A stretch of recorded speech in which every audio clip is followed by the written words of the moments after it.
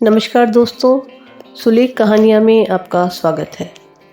प्रस्तुत है मुंशी प्रेमचंद जी द्वारा लिखी कहानी शंखनाद। भानु चौधरी अपने गांव के मुखिया थे। गांव में उनका बड़ा मान था। दरोगा जी उन्हें टाट बिना जमीन पर ना बैठने देते।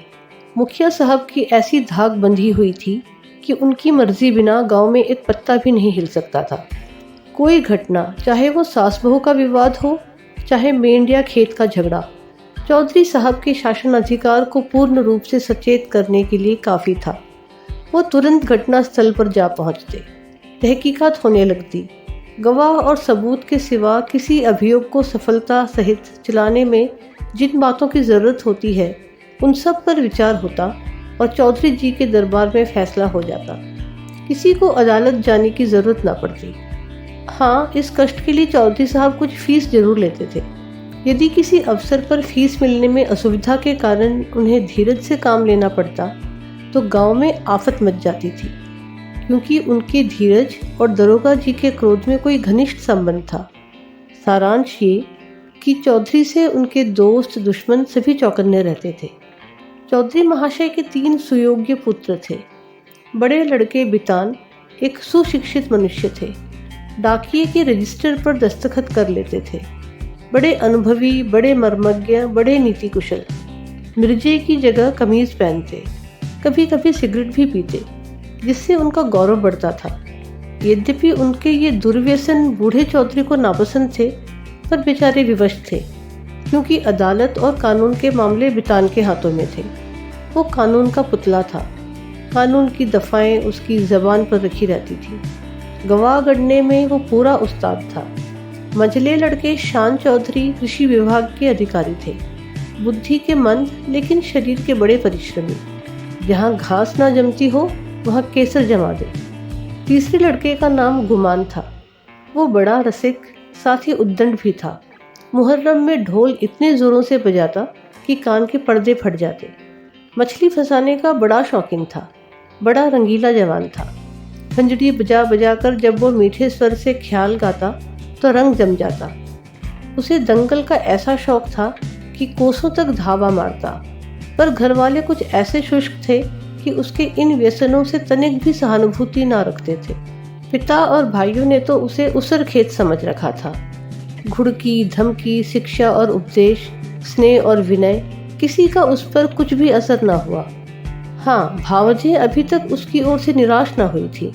वे अभी तक उसे कड़वी दवाएं पिलाई जाती थी, पर आलस्य वो राजरोग है जिसका रोगी कभी भी नहीं संभलता। ऐसा कोई बिरला ही दिन जाता होगा कि बांके गुमान को भावजियों के कटु वाक्य न सुनने पड़ते हों। ये विषैले शर कभी कभी उसके कठोर हृदय में चुभ जाते, किंतु ये घाव रात भर से अधिक ना रहता। भोर होते ही थकान के साथ ही ये पीड़ा भी शांत हो जाती। तड़का हुआ, उसने मुँह हाथ धोया, बंसी उठाई और तालाब की ओर चल खड़ा हुआ। भावजे फूलों की वर्षा किया करती। बूढ़े चौधरी पैंतरे बदलते रहते और भाई लोग तीखी निगाह से देखा करते, पर अपनी धुन का पूरा बांका गुमान उन लोगों के बीच से इस तरह अकड़ता चला जाता जैसे कोई मस्त हाथी कुत्तों के बीच से निकल जाता है। उसे सुमार्ग पर लाने के लिए क्या क्या उपाय नहीं किए गए। बाप समझाता, बेटा ऐसी राह चलो जिसमें तुम्हें भी पैसे मिले और गृहस्थी का भी निर्वाह हो। भाइयों के भरोसे कब तक रहोगे? मैं पका आम हूँ, आज टपक पड़ा या कल, फिर तुम्हारा निबाह कैसे होगा? भाई बात भी ना पूछेंगे। भावजों का रंग देख ही रहे हो। तुम्हारे भी लड़के बाल हैं, उनका भार कैसे संभालोगे? खेती में जी ना लगे, कहो कांस्टेबली में भर्ती करा दूँ। बाका गुमान खड़ा खड़ा ये सब सुनता, लेकिन पत्थर का देवता था, कभी ना पसीजता। इन महाशय के अत्याचार का दंड उनकी स्त्री बेचारी को भोगना पड़ता था। मेहनत के घर के जितने काम होते वे उसी के सर थोपे जाते। उपले पातती, कुएं से पानी लाती, आटा पीसती और 30 पर भी जेठानियाँ सीधे मुंह बात ना करती, वाक्य बाणों से छेदा करती। एक बार जब वो पति से कई दिन रूठी रही तो बाकी गुमान कुछ नरम हुए। बाप से जाकर बोले, मुझे कोई दुकान खुलवा दीजिए। चौधरी ने परमात्मा को धन्यवाद दिया। फूले ना समाये। कई 100 रुपये लगाकर कपड़े की दुकान खुलवा दी। गुमान के भाग जागे। तंजेब के चुन्नटदार कुर्ते बनवाए। मलमल का साफा धानी रंग में रंगवाया। सौदा बिके या ना बिके, उसे लाभ ही होना था। दुकान खुली हुई थी। 10-5 गाढ़े मित्र जमे हुए हैं। चरस की दम और ख्याल की ताने उड़ रही हैं। चल झटपट री, जमुना तट री, खड़ो नटखट री। इस तरह 3 महीने चैन से कटे। बाकी गुमान ने खूब दिल खोल कर अरमान निकाले। यहाँ तक कि सारी लागत लाभ हो गई। टाट के टुकड़े के सिवा और कुछ ना बचा। बूढ़े चौधरी कुएं में गिरने चले। भावजों ने घोर आंदोलन मचाया। अरे राम, हमारे बच्चे और हम चीथड़ों को तरसें, गाढ़े का एक कुर्ता भी नसीब ना हो, और इतनी बड़ी दुकान इस निखट्टू का कफन बन गया। अब कौन मुंह दिखाए, कौन मुंह लेकर घर में पैर रखेगा। किंतु बाकी गुमान के तेवर जरा भी मैले ना हुए। वही मुंह लिए वो फिर घर आया और फिर वही पुरानी चाल चलने लगा। कानूनदा बितान उनके ये ठाट बाट देखकर जल जाता। मैं सारे दिन पसीना बहाऊं, मुझे नैन सुख का कुर्ता भी ना मिले। ये अपाहिज सारे दिन चारपाई तोड़े और यूं बंठन कर निकले। ऐसे वस्त्र तो शायद मुझे अपने ब्याह में भी ना मिले होंगे। मीठे शान के हृदय में भी कुछ ऐसे ही विचार उठते थे। अंत में ये जलन ना सही गई और अग्नि भड़की तो एक दिन कानूनदा बितान की पत्नी गुमान के सारे कपड़े उठा लाई और उन पर मिट्टी का तेल उड़ेलकर आग लगा दी। ज्वाला उठी, सारे कपड़े देखते देखते जलकर राख हो गए। गुमान रोते थे। दोनों भाई खड़े तमाशा देखते थे। बूढ़े चौधरी ने ये दृश्य देखा और सर पीट लिया। ये द्वेषाग्नि है, घर को जलाकर तब बुझेगी। ये ज्वाला तो थोड़ी देर में शांत हो गई, परंतु हृदय की आग ज्यों की त्यों दहकती रही। अंत में एक दिन बूढ़े चौधरी ने घर के सब मेंबरों को एकत्र किया और इस गूढ़ विषय पर विचार करने लगे कि बेड़ा कैसे पार हो। बितान से बोले, बेटा, तुमने आज देखा कि बात की बात में सैकड़ों रुपए पर पानी फिर गया। अब इस तरह निर्वाह होना असंभव है। तुम समझदार हो, मुकदमे मामले करते हो, कोई ऐसी राह निकालो कि घर डूबने से बचे। मैं तो ये चाहता था कि जब तक चोला रहे सबको समेटे रहो, मगर भगवान के मन में कुछ और ही है। बितान की नीति कुशलता अपनी चतुर सहगामिनी के सामने लुप्त हो जाती थी। वो अभी उसका उत्तर सोच ही रहे थे कि श्रीमती जी बोल उठी, दादाजी, अब समझाने बुझाने से काम न चलेगा। सहते सहते हमारा कलेजा पक गया। बेटी की जितनी पीर बाप को होगी, भाइयों को उतनी क्या, उसकी आधी भी नहीं हो सकती। मैं तो साफ कहती हूँ, गुमान का तुम्हारी कुमाई में हक है। उन्हें कंचन के कौर खिलाओ या चांदी के हिंडोले में झुलाओ।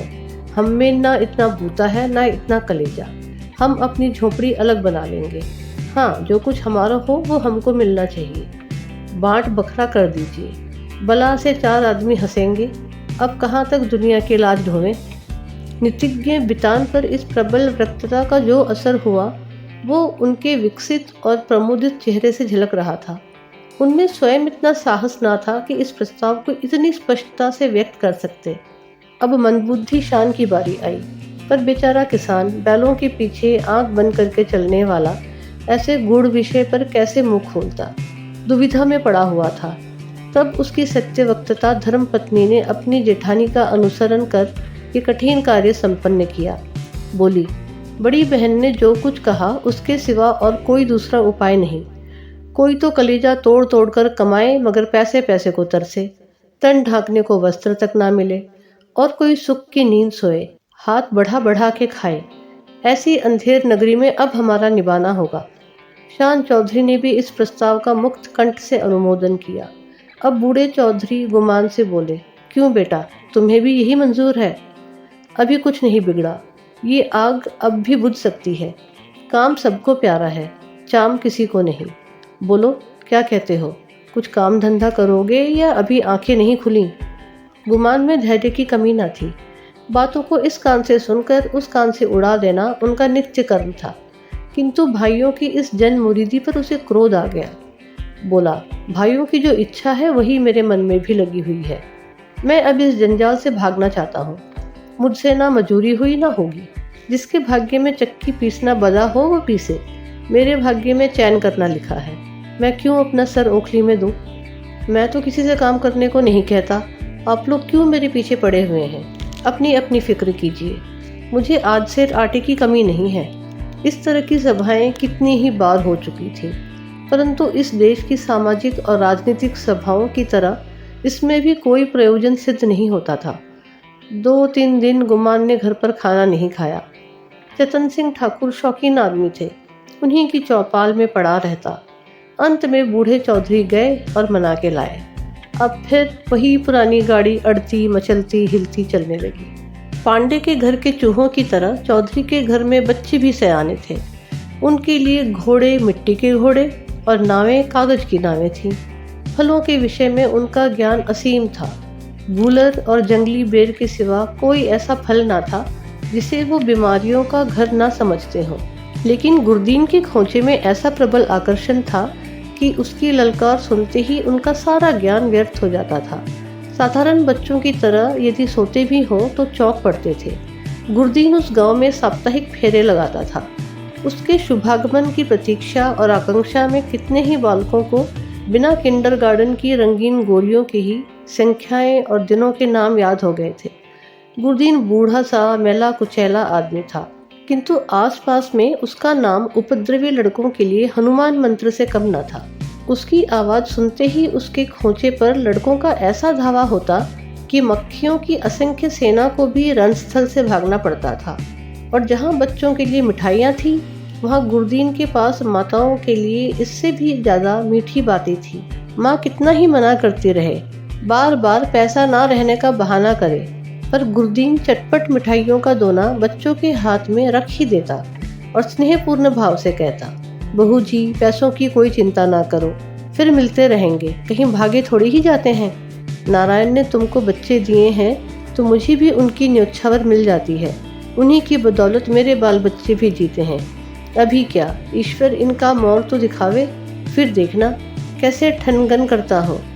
गुरदीन का ये व्यवहार चाहे वाणिज्य नियमों के प्रतिकूल ही क्यों ना हो, चाहे 9 नगद से ही 13 उधार नहीं वाली कहावत अनुभव सिद्ध ही क्यों ना हो, किंतु मिष्टभाषी गुरदीन को कभी अपने इस व्यवहार पर पछताने या उसमें संशोधन करने की जरूरत नहीं हुई।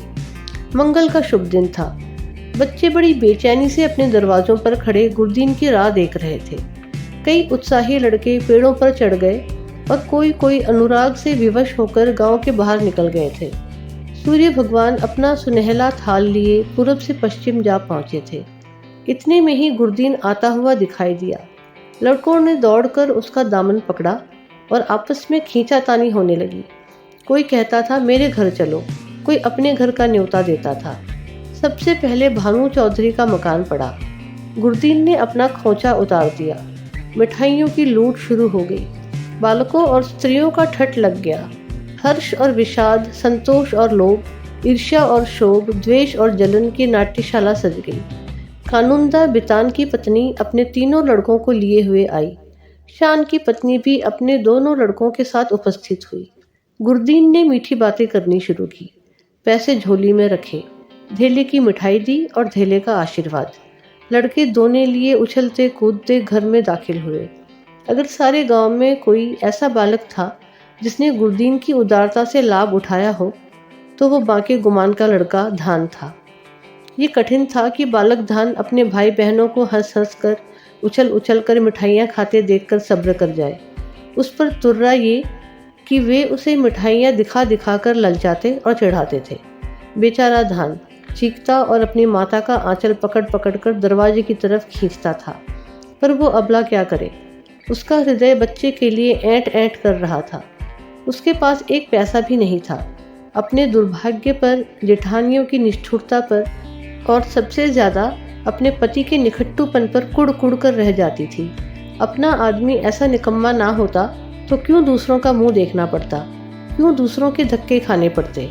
उसने धान को गोद में उठा लिया और प्यार से दिलासा देने लगी, बेटा रो मत, अब की गुरदीन आवेगा तो तुम्हें बहुत सी मिठाई ले दूंगी। मैं इससे अच्छी मिठाई बाजार से मंगवा दूंगी। तुम कितनी मिठाई खाओगे? ये कहते कहते उसकी आंखें भर आई। ये मनहूस मंगल आज ही फिर आवेगा और फिर से यही बहाने करने पड़ेंगे। हाय, अपना प्यारा बच्चा धेले की मिठाई को तरसे और घर में किसी का पत्थर सा कलेजा ना पसीजे। वो बेचारी तो इन चिंताओं में डूबी हुई थी और धान किसी तरह चुप ही ना होता था। जब कुछ वश ना चला तो माँ की गोद से जमीन पर उतरकर लौटने लगा और रो रो कर दुनिया सर पर उठा ली। माँ ने बहुत बहलाया फुसलाया, यहाँ तक कि उसे बच्चे के इस हट पर क्रोध भी आ गया। मानव हृदय के रहस्य कभी समझ में नहीं आते। कहाँ तो बच्चे को प्यार से चिपटाती थी, ऐसी झिल्लाई कि उसे 2-3 थप्पड़ जोर से लगाए और घुड़क कर बोली, चुप रहे अभागे, तेरा ही मुंह मिठाई खाने का है। अपने दिन को नहीं रोता, मिठाई खाने चला है। माँ का गुमान अपनी कोठरी के द्वार पर बैठा हुआ ये कौतुक बड़े ध्यान से देख रहा था। वो इस बच्चे को बहुत चाहता था। इस वक्त के थप्पड़ उसके हृदय में तेज भाले के समान लगे और चुभ गए।